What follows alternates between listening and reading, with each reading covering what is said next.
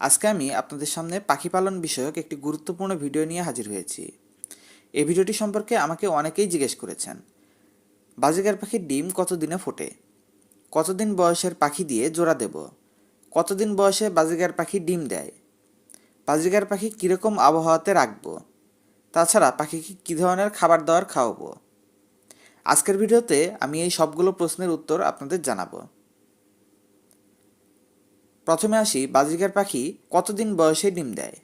আসলে বাজিগার পাখির জোড়া দেওয়ার সময় সবসময় উচিত মিনিমাম 6 মাস বয়সের পাখি দিয়ে জোড়া দেয়া, কারণ পরিবেশের সাথে খাপ খাইয়ে নিতে পাখিগুলোর আরও 2 মাসের মতো সময় লেগে যেতে পারে।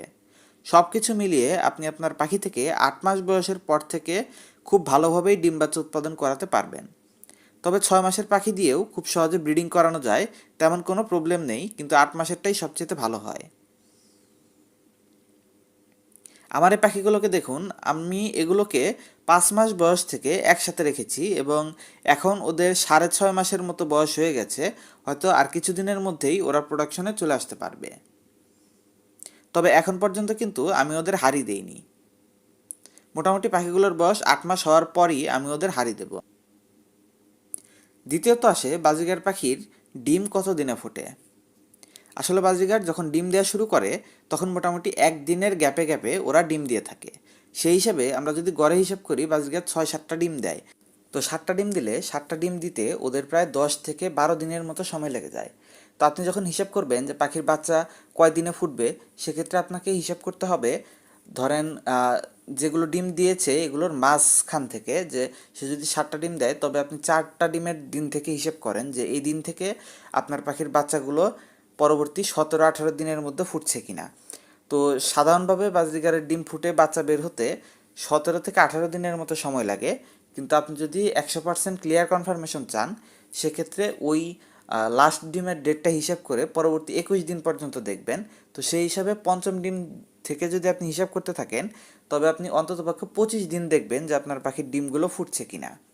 তো আশা করতে পারেন পরবর্তী ওই 25 দিনের মধ্যে আপনার বাজরিগারের ডিমগুলো ফুটে যাবে। আশা করি আপনি এই প্রশ্নের উত্তরটা পেয়েছেন। পরবর্তীতে আসে বাজিগার পাখিকে কীরকম আবহাওয়াতে রাখবো। আসলে বাজিগার পাখিকে অতিরিক্ত গরমের মধ্যে রাখা যাবে না, আবার শীতের সময় যে ডাইরেক্ট বাইরে থেকে শুশু করে বাতাস আসবে, ঠান্ডা বাতাস, এটার মধ্যেও রাখা যাবে না। ওদেরকে একটা অ্যাডজাস্ট পরিবেশে রাখতে হবে, যেখানে ডাইরেক্ট সূর্যের আলো পড়ে না, মোটামুটি ছায়া আছে এবং ঠান্ডা পরিবেশ। আপনি সেটা বারান্দায় রাখতে পারেন, প্রয়োজন হলে ঘরের মধ্যেও রাখতে পারেন।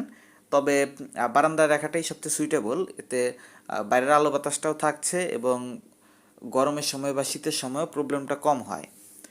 আর হচ্ছে গিয়ে শীতের সময় পাখির খাঁচাগুলোকে চাদর দিয়ে ঢেকে রাখবেন, কারণ শীতের যে ঠান্ডা বাতাসটা, মিহি বাতাসটা, এটা কিন্তু পাখির ঠান্ডা লেগে যেতে পারে বা ওদের প্রবলেম হতে পারে। এই সমস্ত কারণে আপনি একটা চাদর দিয়ে শীতের সময় পাখির খাঁচাগুলোকে ঢেকে রাখবেন। এটা শুধুমাত্র রাতের সময়, সারাদিন সমস্যা নেই, সারাদিন আবহাওয়ার টেম্পারেচারটা অনেক বেশি থাকে, ওই সময় প্রবলেম হবে না। আর প্রশ্ন আসে পাখিকে কী কী খাবার দেবেন। তো বাজিগার পাখির খাবার নিয়ে আমি এর আগে অনেকগুলো ভিডিও করেছি, তবে আপনাকে যদি শর্টকাটে আমি এই প্রশ্নটার উত্তর দিয়ে দিতে চাই, সেক্ষেত্রে উত্তরটা হবে এরকম যে আপনার বাজিগারের খাবারকে আমরা কয়েকটা ভাগে ভাগ করি। 1 নম্বর যেটা, সেটা হচ্ছে দানাদার খাবার। আর দানাদার খাবারে 7-8 রকমের সিড মিক্স ব্যবহার করা হয়ে থাকে, তবে মোটামুটি সহজ ফর্মুলেশন হচ্ছে 60% পরিমাণ চীনা, তো 60% পরিমাণ চীনা, যেটাকে অনেকে চীনা ধান বলে, তো 60% পরিমাণ চীনা এবং 30% পরিমাণ হচ্ছে গিয়ে কাউন। তো এই দুইটা হলো মেন খাবার। এর সাথে সূর্যমুখীর বীজটা মোটামুটি 10%-এর মতো দেয়া যায়। আর সাথে আপনি যদি তিসির বীজ, কুসুম ফুলের বীজ, তারপর হচ্ছে ক্যানেরি, এই সমস্ত বীজগুলো যদি অ্যাড করে দিতে পারেন সেটা আরও ভালো। তবে সর্বনিম্ন হচ্ছে প্রথম তিনটা আমি যেটা বললাম, চীনা, কাউন এবং সূর্যমুখীর বীজ।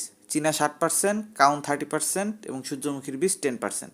তো এই ফর্মুলেশনটা মোটামুটি সব বয়সের পাখিকে, এটা ব্রিডিং পেয়ার বা বাচ্চা পাখি, সব রকমের পাখিকে খাওয়ানো যায়। বাচ্চা পাখির ক্ষেত্রে অবশ্য ওই যে সূর্যমুখীর বীজটা একটু বাড়িয়ে দিতে বলা হয়, যাতে করে বাচ্চাগুলোর গ্রোথ ভালো থাকে। তো এভাবে আপনি কিন্তু পাখির সিড মিক্সের ফর্মুলেশনটা করতে পারেন।